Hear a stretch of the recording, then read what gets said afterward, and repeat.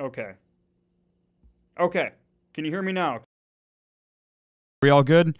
I forgot to turn my mixer on, and I'm not used to that because usually I'm not using the mixer when I'm doing a live stream. So let me know if you guys can hear me. Hopefully all is good now. Sorry about that. I am an absolute rookie, and I don't know what I'm doing. Okay, we're all good. Thank you, guys. Welcome back to Travis RC. Thank you guys for checking out the live stream here. Typically, I would be on the workbench, which is over here in front of me, and I would go back and forth from doing some car prep and getting ready for the upcoming race.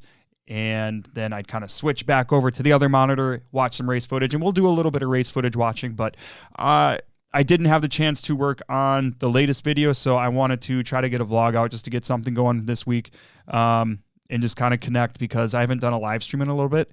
The last live stream that we did was probably 2 or 3 weeks ago when we had a brand new S-Works signed driver, Jordan Stowell, and a Team Associated driver, Dustin Spallone, on the live stream with us, and we did a lot of cool things. We talked about just RC in general.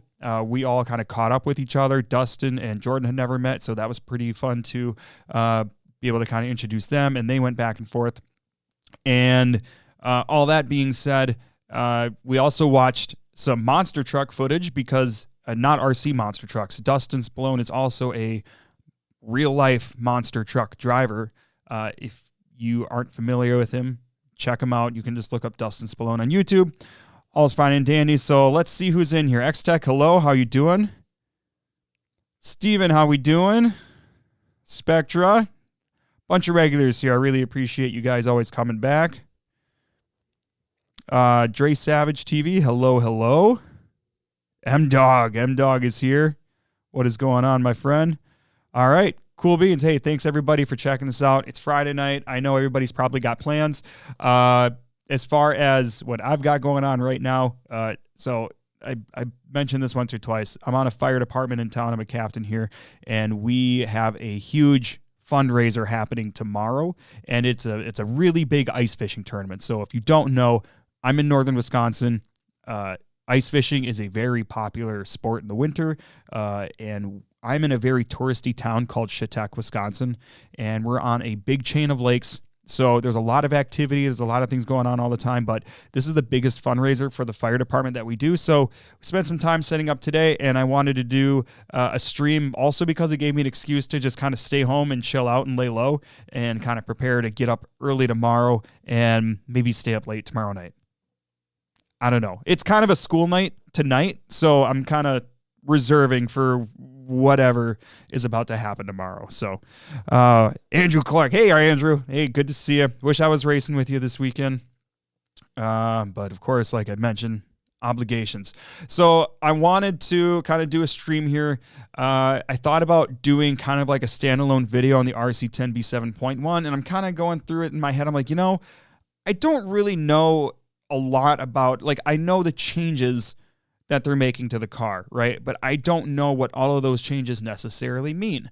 I know that those are changes that a lot of people have kind of steered towards on the B7 by replacing the front hubs, by getting shorter shock towers, by getting a 3-gear trans, whether that's aftermarket or the T7 transmission that just came out. But I just wanted to talk about it with you guys and get your guys' thoughts because a lot of you are going to be a lot more experienced in this than I am. So part of the debate that I'm going to have here is, do I upgrade to B7.1 parts once those are available?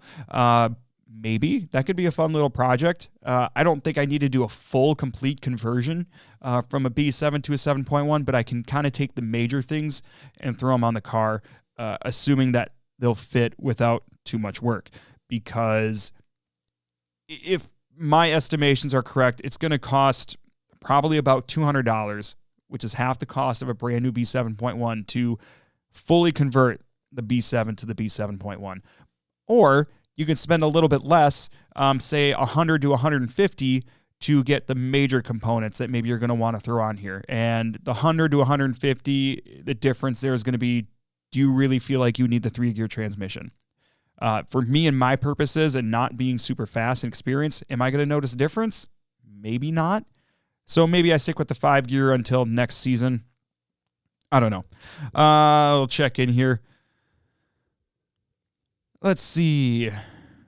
X-Tech, I should be in bed as I'm off to the track tomorrow for practice this time, and you're on 17.5, not the usual 6.5. That's a big difference. But I also understand you're over in Europe somewhere where there isn't really any stock racing, but there's a lot of mod racing, which I find kind of fascinating. So the regional differences, as far as the racing goes, it's kind of intriguing. Spectre says, wish there were tracks near me and tracks that didn't have the new style of off-road tracks or dirt oval. Okay, so break that down for me if you don't mind. What do you mean by you wish there were tracks that didn't have the new style of off-road? So what do you consider to be the new style of off-road? Because in my blissful ignorance and noobness in all of this, I don't know what's an old style track, what's a new style track. I mean, I can go look at a picture of a track from the 90s, right? And be like, oh yeah, that's obviously an older track. Break that down for me. I'm kind of curious by what you mean by that. Or if you have any examples that you can share, I can look up or whatever. But we're talking about the B7. Let me switch over here really quick. And all right. So we're here on the Team Associated website, as we can see. Let me switch back to one thing. Oh my goodness gracious. What a disaster. Where is my screens? I'm missing one. Where did it go? Nope. Where did it go? Come on. Oh, I think I found it. If it's not one thing, guys, it's another. All right, here we go. You should hopefully be able to see that now, I would imagine. And yeah, we're on the Team Associated website. So we're looking at the product listing here for the B7.1.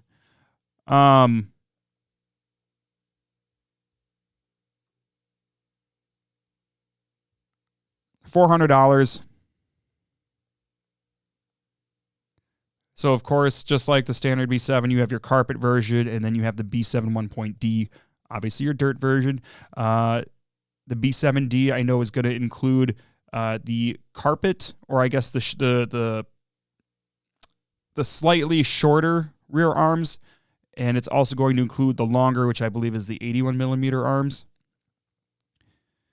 And apparently you can reverse the arms as well to kind of change some of the geometry a little bit, which is interesting, and that's way over my head, 100%. But so just going over kind of the new things really quick, and I kind of mentioned them or prefaced them already, but includes a 3-gear laydown transmission, as we already know, so it maintains the same mounting position of the motor in the B7, and now instead of the 5 gears, it's using 3 larger gears, and that's reducing rotating mass. And according to Associated, it doesn't take as long for those gears to kind of spool up, for lack of a better term, and therefore you should have more sensitivity and more responsiveness on your throttle, which some really fast guys may be able to notice that. Let me know if you're one of them. I know a lot of people have put that newer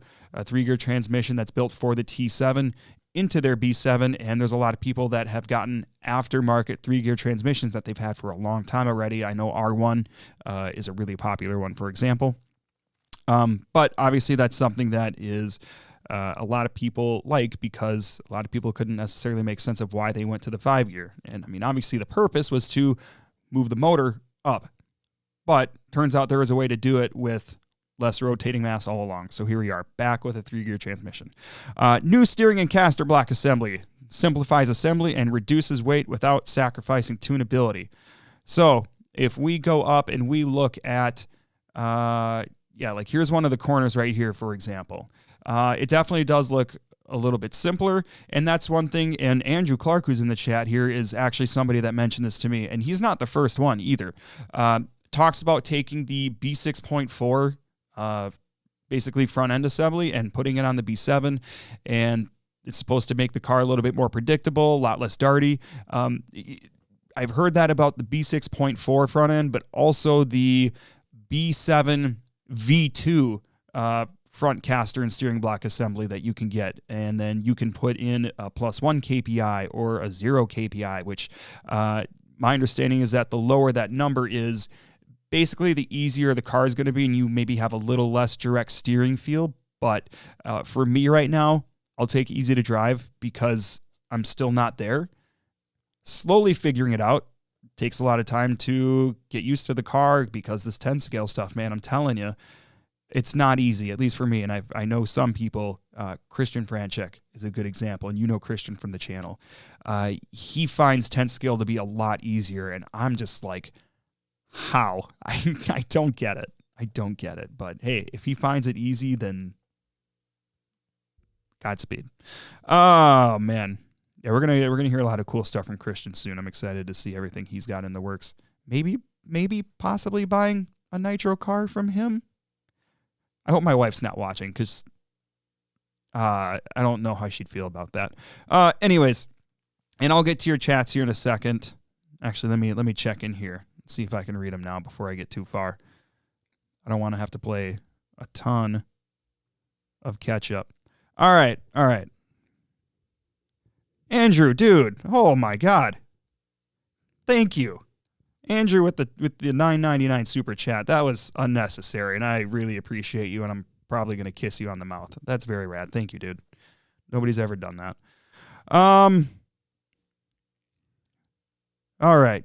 Catching up on the comments. So on the track style here that Spectre was referring to, tracks that didn't have to use smoothies on the tracks. All right, fair enough. If the parts of a 7.1 fit on a B7, it's a nice upgrade, as most of what I've seen the 7.1 is just an updated B7. Well, and that's exactly what it is, because if it wasn't just an update of the B7, right, then obviously it's going to be a B8, I guess. So, I don't know. And I will say, too, Associated, like, largely just kind of addressed everything that people have been trying to accomplish with their B7 for some time, and now it comes with factory team parts that people want right out of the box, so you shouldn't have to make a lot of questions. Let's see. Steve's here is the 3-gear and the 7.1 front caster and KPI blocks is the only necessary upgrade needed. Sure, fair enough. That's one thing that I've heard. Short answer, yes. Get the 3-gear transmission, get the -2 towers, get the V2 hubs, whether it's the new ones off the T7 or the new short front spindles for the buggy. Yep, okay. Oh, Spectre clarified.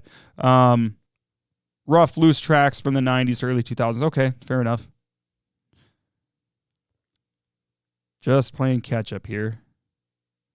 So, clarification on reversing those rear arms. It'll sweep them forward, which moves the rear wheels forward, which puts more weight over them and gives improved traction on loose conditions.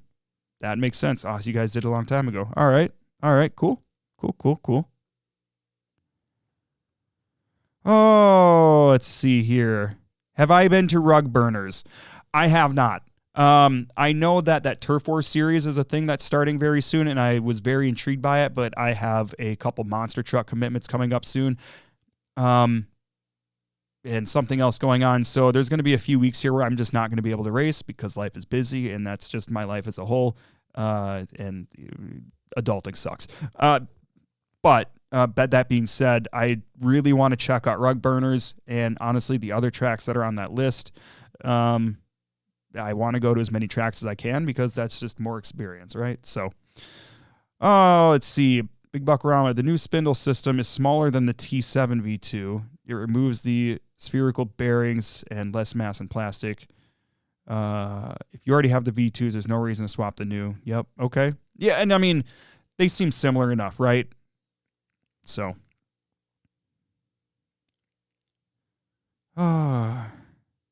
Andrew, you definitely, yeah, I know.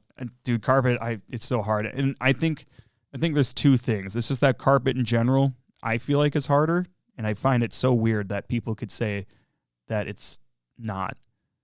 But, and like I've mentioned to other people, I did build this B7 based on a setup sheet that was given to me by a buddy. It said, this is the best thing I've ever run this. And he's really good and I'm really not. So, I kind of want to just wholesale the setup and just put this the 7.1 parts on here and see if maybe I just run a B7.1 stock kit setup and see how that does. But you and I have obviously talked about this a bit. Oh, Dylan RC, had my B7 for less than a year. They make such minor changes. I can't buy a new chassis every 6 months. I think the chassis is the same. Maybe the chassis, I'm pretty sure, is going to be the same part number. And maybe it has some improved durability, but if it has the same part number and everything, it's not going to be a different chassis altogether. It's just some parts are revised to improve geometry, improve tunability, all that jazz.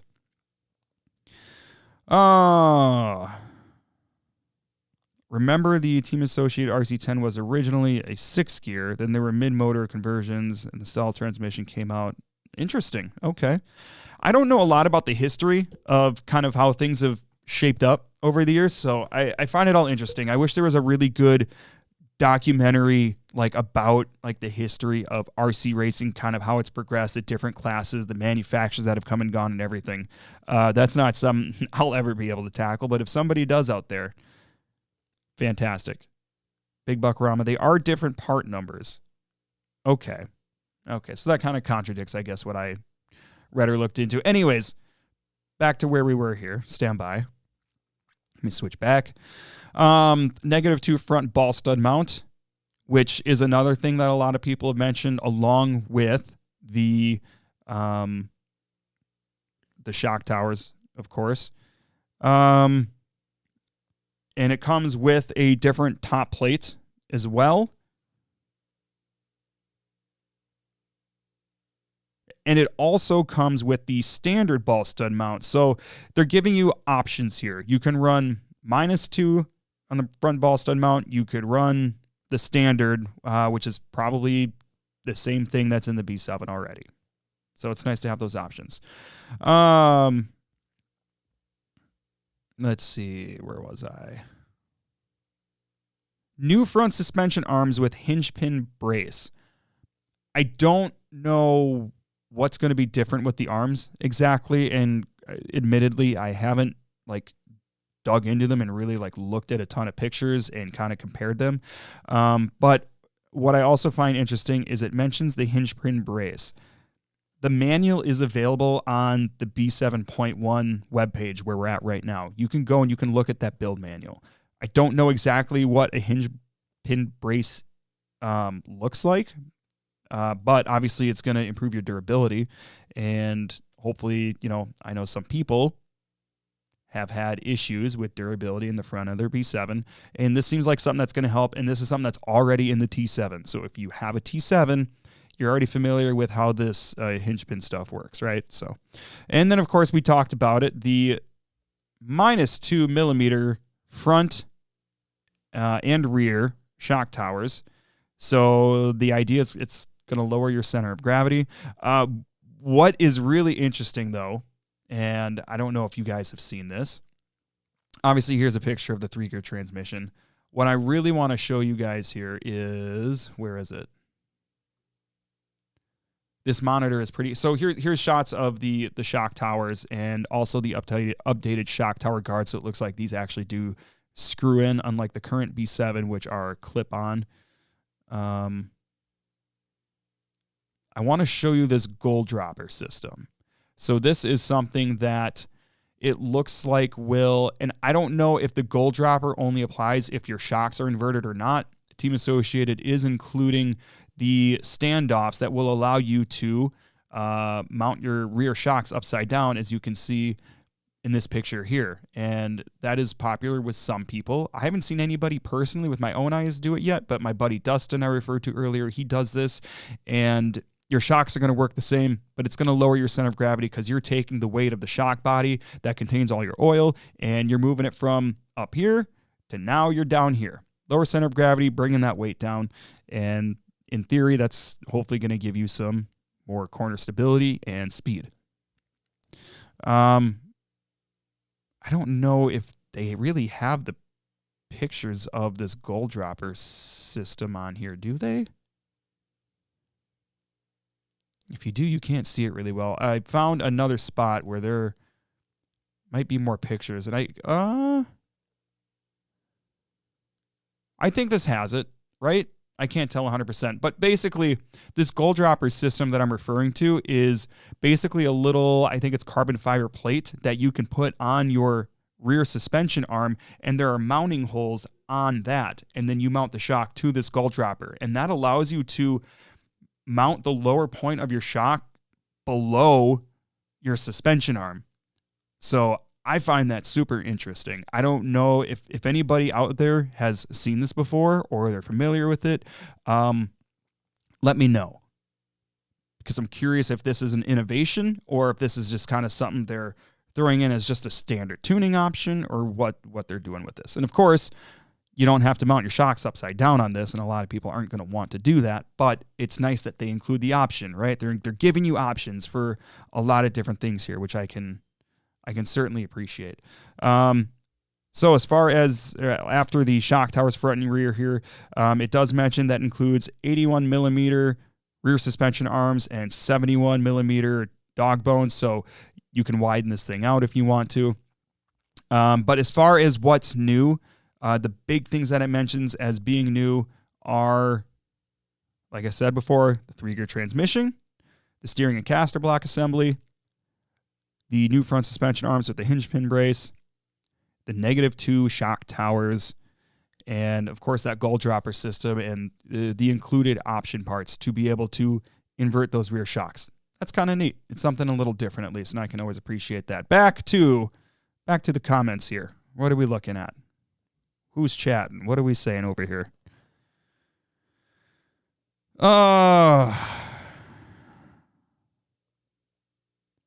They're probably already working on a 0.2 with a couple more 3 millimeter differences. Yeah, we'll probably hear about it in about 12 months, I'm sure.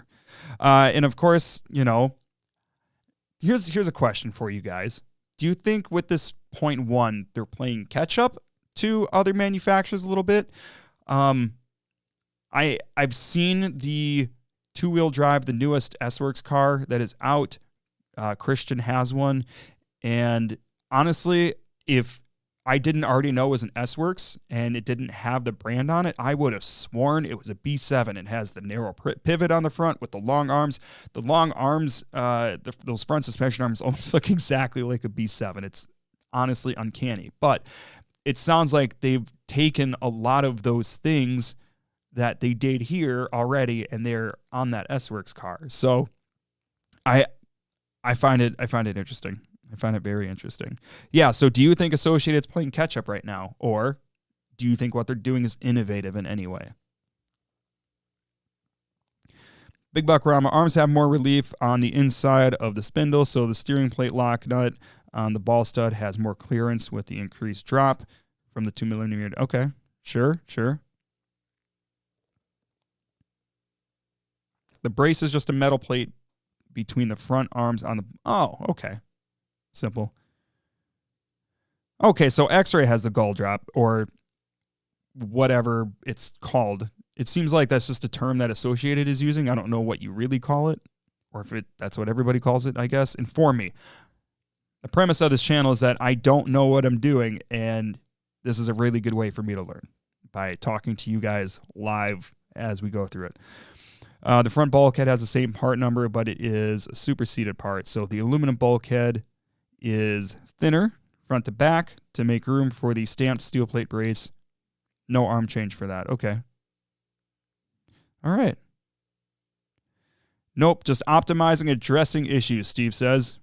Yeah, and I mean, like I said, I don't know a lot about what every manufacturer is doing, and I'm not going to pretend that, like I said, I know all the technicalities of what's done here. What I can do is I can basically read what is on the website, as I'm doing with you right now, and get your guys' takes on it, give you my take on it based on my extremely limited experience, obviously.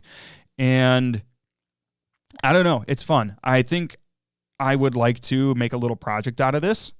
I don't think I necessarily need to go full B7.1. X-Tech says, in my opinion, the B6.4 was a developed car, and the B7 was a fast job that had a lot of innovations that didn't turn out to work. And the B7.1 as a patch, and the 0.2 will have more development. Sure. Yeah, I mean, B7.1 is definitely, like I said, and like you said, we're addressing things here that people want, which is good. It's good. Don't get me wrong, because that means they're listening.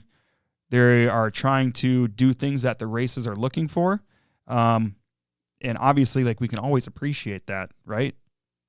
I mean, what good is a company if they don't listen to their customers? We're not going to buy products from them if they're not listening. And that's just, that's how you stay in business. So, yeah, I don't know. I was almost a little irritated because obviously we just built the B7 in the last few months. But it was, I know, kind of expected. This is going to be happening relatively soon. And then in the last handful of weeks, kept hearing rumblings on Facebook groups that the B7's discontinued. You can't get the B7. It's discontinued. And obviously that led everybody to believe that the 7.1 was about to be announced. And lo and behold, here we are. But I think it would be fun to make a little bit of a project out of this, try to convert it to some of those 7.1 parts. I would be nervous to put those parts on and like the car feels even worse, which I don't think is going to happen just based on the research, based on the feedback I've gotten from multiple people with different driving styles. I don't think that would be the case, but I think it'd be cool. So I think my initial plan of attack, and I don't know when this is going to happen. Of course, it requires time to make it work, do videos about it, because that's what we do here. My primary goal in this hobby is to become a better driver, earn some partnerships that help support the race program. That's first, is becoming better. The second part of this is the YouTube stuff, the documentation. Why are there balloons on my screen? I don't know how that happened. My hands are right here. That's fun. But I want to document this because I'm hopeful that it will help people in my position down the road. They come across these videos and they can see kind of my perspective or just the perspective of somebody that's new and getting into it. Because when I decided to sell kind of the bashing trucks that I had, and I'm like, I want to get into racing. Like, this looks awesome. I found myself looking for content where it was somebody that's new to RC racing and trying to get into it. It didn't really exist. I couldn't really find it. And that's where Travis RC in its present state comes into play. So, with all that being said, I genuinely, like, seriously, I want to say thank you to all of you, whether you're new to the channel, whether you're not new to the channel, whether you are one of the 3 people that watch the bashing videos, or you're a part of this huge wave that has come in because of the toolbox video or because of the racing vlogs or whatever. Like, the channel's got a little bit of traction. It's making me a couple bucks at least, so I can try to get into some... it helps pay for gas to go to the race. The tracks are not very close. The closest track, Toy Box or Rick's Hobby Farm in the summer, they're a little over an hour, and that's not a long ways necessarily as far as an RC track goes, because some people I know race weekly and they go a lot farther. But it's nice to be able to put a little bit of gas in the tank with it, and my hope is that someday I can really use funds earned to really give back to people that are new and try to help them, whether it's through the videos or whether it's at a track. That's my biggest goal, because everybody wants to see this hobby thrive and survive, and we can't do that without bringing new people in. So, oh, Jason, the Heart Toolbox video is how I discovered you. You run the full stack. No, yes. I wish I could get some sort of like subsidies or royalty or something from them. Somebody actually recently commented on that video and said they're discontinuing that Heart stack, which is crazy. Yeah, I don't know, but it seems, from the research I've done, there's like one like large company that owns a bunch of these smaller toolbox brands, Hart being one of them. And also like similar systems that you can find in Europe or even like domestically, Home Depot. I guess like this company apparently owns, I don't know if it's rigid or what, but yeah, I don't know. Let's see. User, Sky, 4KO, and a whole bunch of random characters. Do I race dirt also or only carpet? Heart gang gang. Yeah, I'm not going to throw up any gang symbols. Sorry. I'm getting a little too excited. It's like you start hearing a couple yeehaws and trouble's brewing.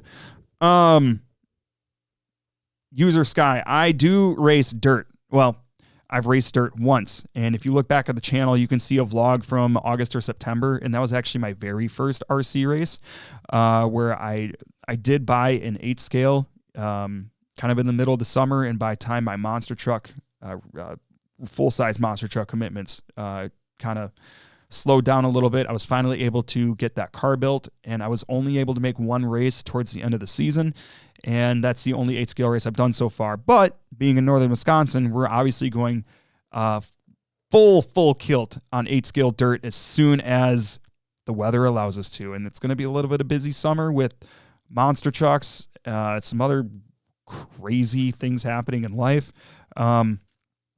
Speaking of, one thing I want to share with you guys here, I don't know, oh gosh, I don't know if I could pull a picture of it. Let me see if I can find, no, shoot. No, I won't be able to. Not without working it up ahead of time. The 8 scale video that you did the video on was awesome. Yeah, thank you. My wife went with me, which bless her heart for going with me to an RC car race, because to a lot of wives, that's not very cool, and they'd rather do something else. And honestly, I don't blame them. But it was really cool because she took my phone and recorded, I think it was the first or second race, or maybe it was both. I don't remember. But I kind of learned it. I don't use anything special or fancy for editing. I just use iMovie, which is what comes with my Mac. I'm looking at using something else, but I'm kind of nervous to learn something else, and because that takes time to make a quality product with. But it was cool to be able to take the video from my GoPro and then what she recorded and kind of put them together and cut back and forth. That was super rad. Hopefully in the future, I can find my way onto like live RC or elite RC type of coverage things. That'd be rad. That requires us to go to big races, which I'm hoping to. I'd like to make 1 or 2 big-ish races, probably in the Midwest still. So it's Travis, Justin, and Kevin that does full-size monster trucks. Who is Justin? Inform me on Justin. I can't think of a Justin that deals with full-size monster trucks off the top of my head. I don't own one. I don't drive one. I used to work for Monster Jam full-time. For context, for those of you that don't know.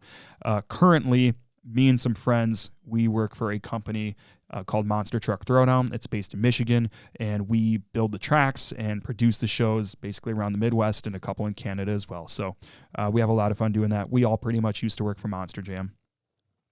Oh, Dustin. Yeah, I thought you typed Justin. So yes, yeah. Me, Dustin. Dustin actually drives, of course, but he does a lot of stuff with us in Throwdown. And Kevin, yeah, God. It's really incredible how huge his channel is. And I know a lot of people don't necessarily care for him, but you can't deny what he's done. It's very cool. Very cool. All right. Anybody want to watch some race footage, or do you just want to hear me keep babbling? This isn't going to be a super long stream by any means. I'm not going to be here for like 2 or 3 hours. It's like I said, it's a school night. I'm going to try to get up really early tomorrow morning at like before 6, which for me, that's super early. And does anybody want to watch any past race footage here from the last couple vlogs and kind of look at that together? Are there any other topics you guys want to bring up RC related here or not? It's an open forum. We're all friends here. Let me know what you want to do. RC Tech, Travis. Yes, that is me. Hello. I am Travis. Nice to see you. Thank you for joining. Appreciate everybody that is here. Super rad. It's very cool that we can consistently Get around 20 or so folks on here at one time. I love that. Did you run into any issues building your Techno EB48? I did. I ran into one. What was it? Oh, it was when I was building one of the diffs. I don't think it was a center diff. So basically on the outside of the ring gear where you slide your bearing onto, I had issues with that because I would try to then put the outdrive through the bearing and then put the pin in on the other side of the ring gear, and the outdrive wasn't sticking out enough for me to get the pin in, and I guess the ring gear wasn't machined correctly and the bearing wasn't going all the way down on that ring gear as much as it should. I reached out to Techno. They were super great. I don't remember the guy's name, but I think he handles a lot of the support stuff. And he overnighted me. It ended up being 3 or 4 days instead of overnight. But he tried to overnight me a new ring gear and a new bearing. Slapped those on, had no issues. And that sounds like a crazy one-off. That doesn't sound like a thing that a lot of people run into. It's just, this is something that happens. So let's see.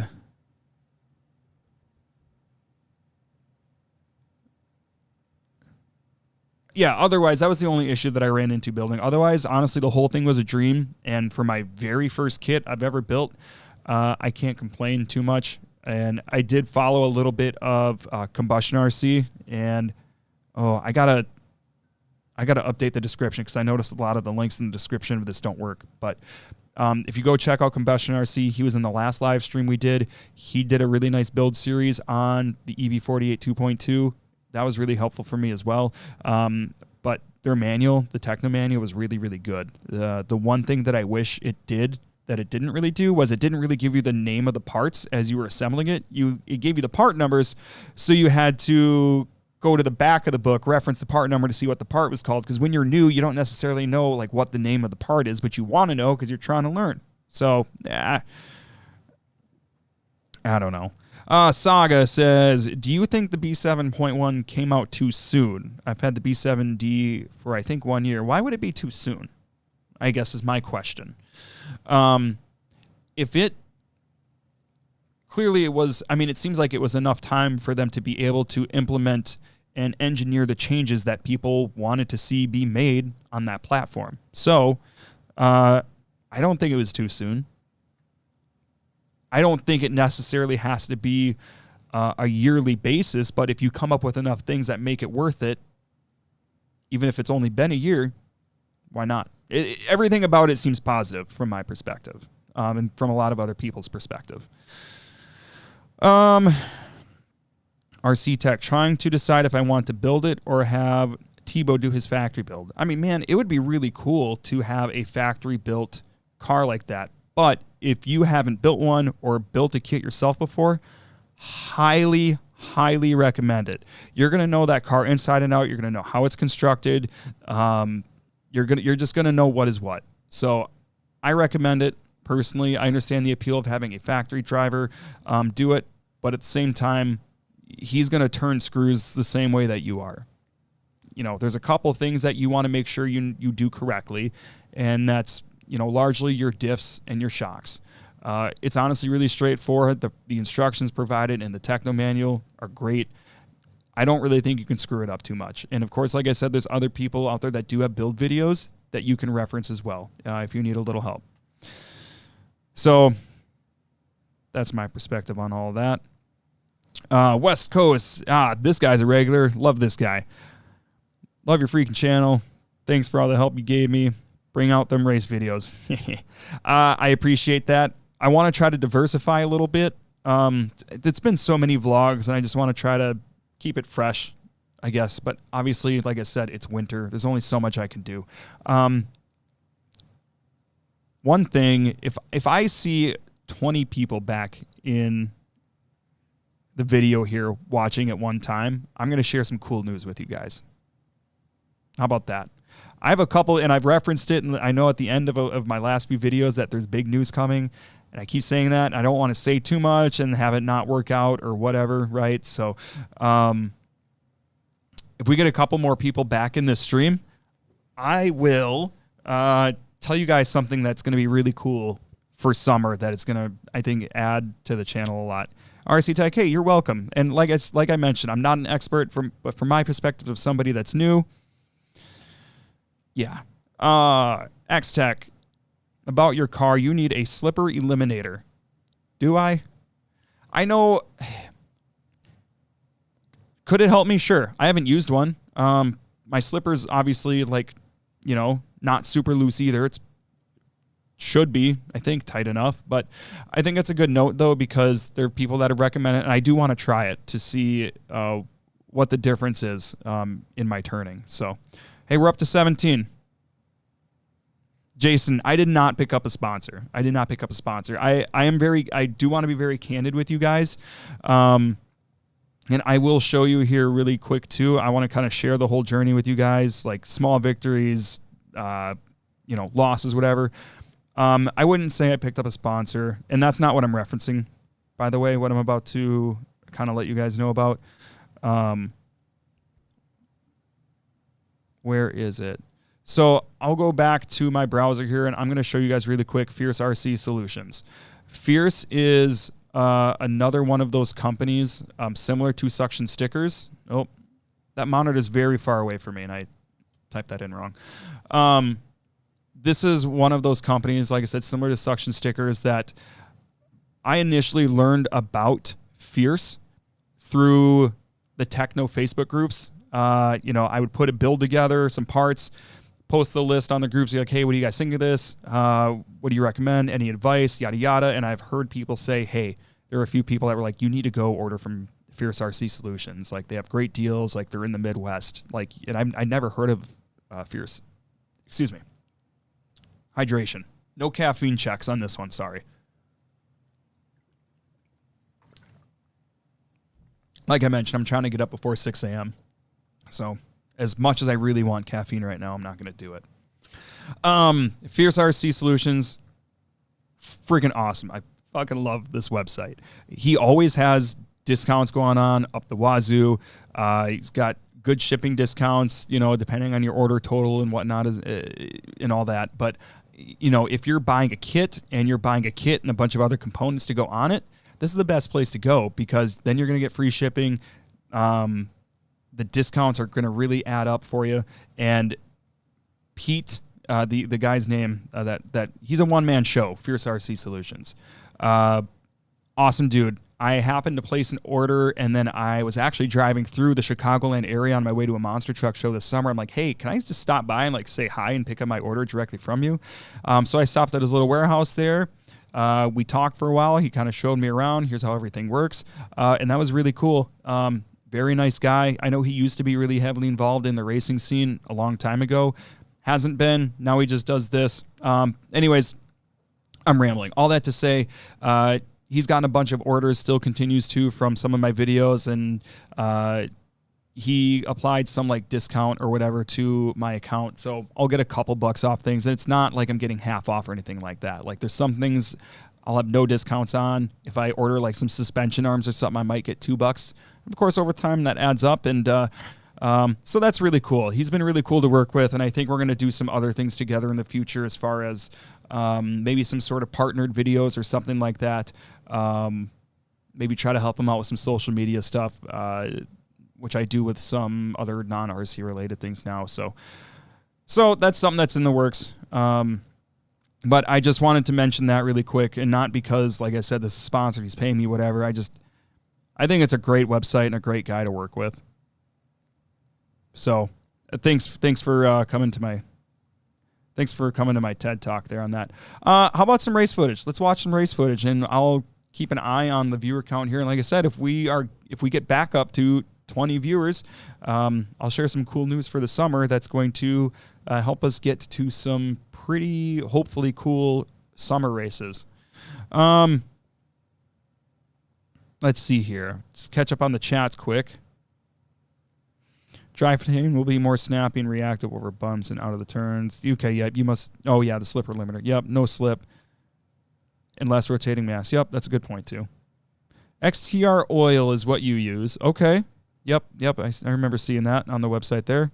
What type of RC car is your favorite? Yours is 4x4 short course, and second is two-wheel drive buggy. Are we at 20 RC Tech? I don't see it yet. Oh, M-Dog. Okay. All right. I'll take your guys' word for it. I think my counter thing in my streaming system thing might be a little behind. Let me see here. All right. I'll share with you guys here. Okay. Twist my arm. All right. My wife and I have always talked about trying to. My wife's a big camper, and I like it. Just haven't done it a ton, and we've always wanted to kind of commit and make more time to do that. Go to some places, do some trips. With all that being said, we kind of talked about what we would like if we were to ever purchase a camper. And we saw one pop up on Facebook Marketplace, probably half an hour from here, as being sold by a used RV dealership. I believe it's a 21-foot. It's a pull behind. Thing's pretty nice. It's 2021. It's a Forest River. It has like a really nice electric reclining residential couch. They took out whatever used to be in the slide out and put a really nice couch in there. And directly in front of that is an electric fireplace, TV setup, huge bathroom in the rear of the trailer, nice kitchen area. We're talking electric jack, electric stabilizers. It's really nice. If you guys have any questions further about what it has or doesn't have, let me know. But we bought it. A couple weeks ago, we went and looked at it. We went and looked at it a couple times. Took a buddy again back with me who's really experienced with campers. And obviously you can't see every single little thing on this camper work, but we have a lot of confidence in where we bought it from and the history of this particular camper. And we're pretty excited. And all that being said, that is going to allow me to also use it for some camping things, RC things specifically. Most of the dirt tracks, RC 8-scale tracks, majority of them allow you to bring a camper and you can hang out for the weekend. And that's going to be nice, especially because, like I mentioned earlier, the tracks aren't very close to me. If I want to go practice on a Friday night and go back to race on Saturday, well, I have to drive over an hour home and over an hour back the next day and reset everything back up again. I'm really, really excited about this. I would really, really like to be able to commit to the MNRC 8-scale off-road series in the summer that takes place between Minnesota and Wisconsin. Not sure I'll be able to because of the monster truck schedule, but I want to do as much of those as I can. I believe there's one event a month, I think. And that series goes to a lot of cool tracks. It's going to a new track this summer as well. That's down in the southern part of the state. Spectra, hey, thanks for hanging out, man. Really appreciate it. Cross-country racing. I don't know if I'd say that. Let's watch a race or two here before we wrap it up for the night. Let me get something pulled up here. I still need to eat dinner. Usually I eat dinner at like 4 or 5 o'clock. I never used to be that guy, and then I met my current wife, and that's how we handle things now. We do eat that early.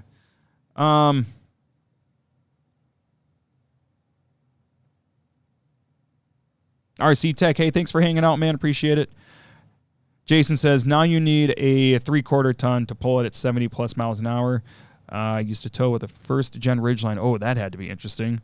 Yeah, so I have a half-ton Ram with the Hurricane. I have no worries about that. I haven't towed anything this big, and it's not even that big, right? But he's also throwing in one of those really nice sway hitches or whatever you want to call it. There's different words for it. Brand new in the box, and it's a good quality one. So I'm really excited about that too, so I can ride at least nice and level and not have any worries about it. Should be nice and stable, and I don't need to go 70 on the freeway. I'm sure I will be able to. I'm not worried about it. So anyways, I'm really excited to get this camper, to have the ability to go to these races that, you know, are a little bit farther away, not have to try to budget or save up for a hotel for these bigger events or whatever the case may be.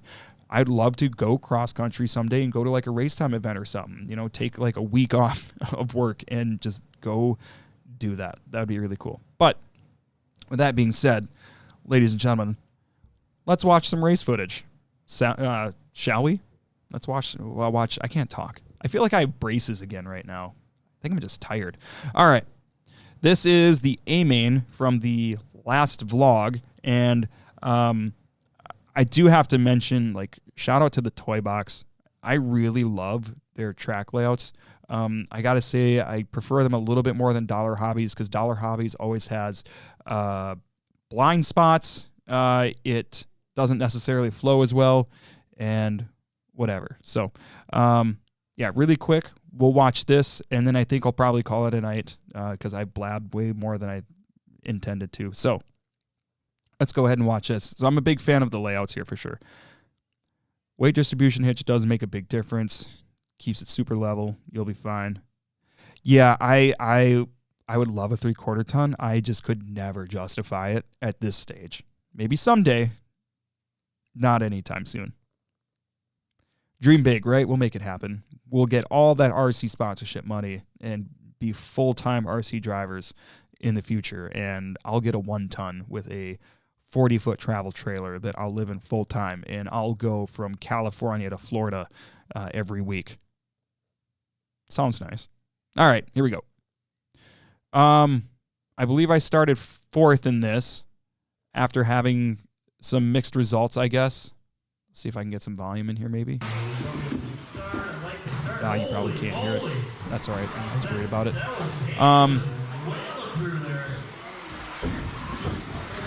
Not the start that I wanted to get here, but the starts of my races always used to be a big pain point for me.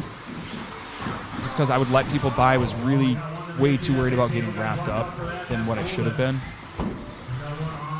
So we're up to 3rd here, and now I complain about it in this video where the rear end is getting really upset on these flat landings. So like right here, if I skied it, and right here, if I didn't hit it just right. Otherwise, the car handles great. Since then, I have put a little bit thicker oil in the back end. We're down to 4th place now. And just, that was a goof up.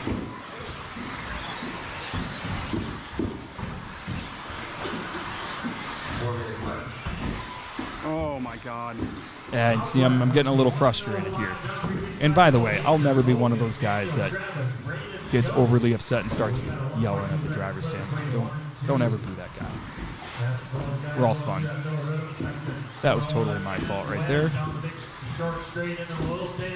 I do have a race I did last weekend in the works. It had a pretty low turnout, so I was debating whether or not I would even post it, just because it's really chill, it's laid back. But I decided, you know what, that's part of the journey here that we're kind of doing, right? So, but for the size of this track, I think their layouts are so well thought out, and they utilize the space better than anybody ever could, in my opinion. You know, it's always something completely different almost every time you go. They do solid axle monster trucks here, I believe, once a month as well, which I won't get back into. I get way more enjoyment out of the off-road racing, even though I'm a full-size monster truck guy. I'm not doing so hot there.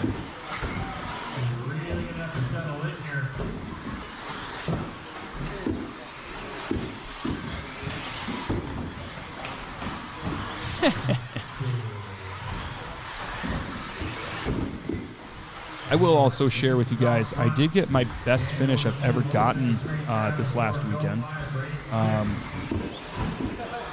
There was a marshalling error on the last lap that kind of gave it to me. It wasn't a first place, and there weren't very many people in that particular race, but you know, sometimes it is what it is, and you take it how you can get it. But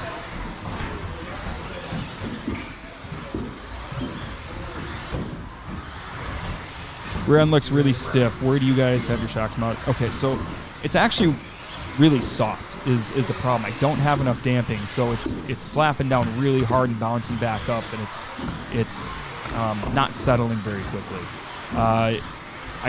Since then I did put a little bit, I think 2.5 thicker oil in the rear, and that definitely helped a little bit, but I think I could still go up a little. It's just I'm missing damping.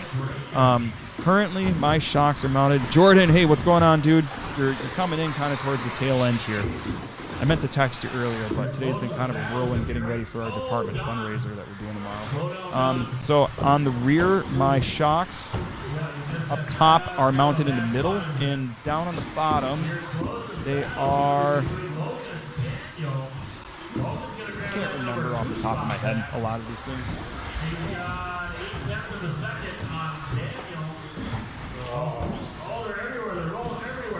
On the bottom, I believe my shocks are all the way out on the bottom.